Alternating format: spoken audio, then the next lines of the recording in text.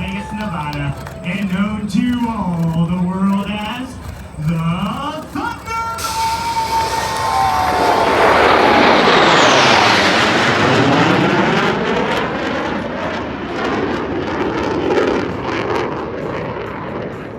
What's the most challenging, you encountered during the aerobatic show? Yeah, that's a great question. The most challenging encounter that we have, it changes from day to day, depending on the show site. Has a lot to do with what the hardest thing it is that we do, whether that's towers or terrain that we're having to work around, or whether that's weather that's up in the air that we're working with the visibility or the clouds or something like that. So really, to answer your question, it's different every single day. And some days might be some maneuver, but other days it'd be a different maneuver.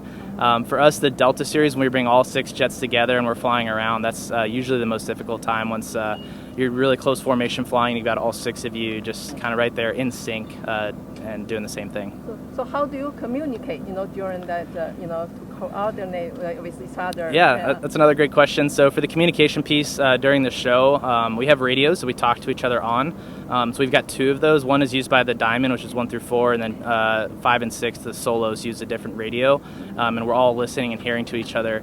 And the actual show itself is it's kind of like a choreographed dance or ballet, and a lot of it is cadence-based. So you hear the boss, as he's going through his comm, he'll say things in certain ways, nose coming up, so we can all do the same move at the same time. So it's kind of like this choreographed ballet or dance as you're hearing the communications on the radio, so that we can all do and move at the same time. I see. Then how about the distance? We are always, oh my God. Yeah. So we'll fly as close as 18 inches apart during the demonstration, which is obviously very close.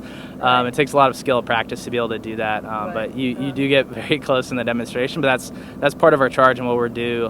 We're charged with representing the pride, precision, and professionalism of the United States Air Force, and that precision is that piece that really inspires people, right? And our mission is to recruit, retain, and inspire. And so, in order to inspire, you gotta bring it tight and close. So it takes a lot of practice and credibility to be able to do that. Great. And do you have any a special surprise or a unique stunt in store for this show?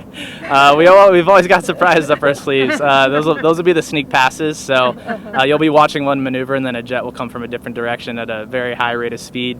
And if you're not paying attention, it'll definitely give you a little surprise. Yeah, give me the surprise, if you will, that we get to pull into the show. We got to watch out, right? Exactly. Yeah. By the way, can you share any of your experience, like a memorable experience during the show? Most of our memorable experiences actually come from interacting with the crowd, because that's what it's all about, right? It's about that little kid that's on the crowd line watching the show, and for him to see a pilot and a person climb out of the jet and come over and talk to them and high five them and give them a signature and tell them about the show. That's really the cool moment for us when we get to connect with the crowd and plant the seed and to see that little sparkle in that little kid's eye as they get ready to think about their life and their dream and what they aspire to be, and hopefully maybe we can give them a little bit of inspiration with our demonstration. That's great. That's great. Piggybacking on that, when did you get your sparkle? I was a little kid. I grew up in Arlington, Virginia, right outside Arlington National Cemetery, and so they always did the missing man formation flyovers right over our house. And as a kid, you look up and you see that, and you can't wonder, what that's like. And I got to be a part of that, and that's when I got the little spark, and then just chased the dream ever since.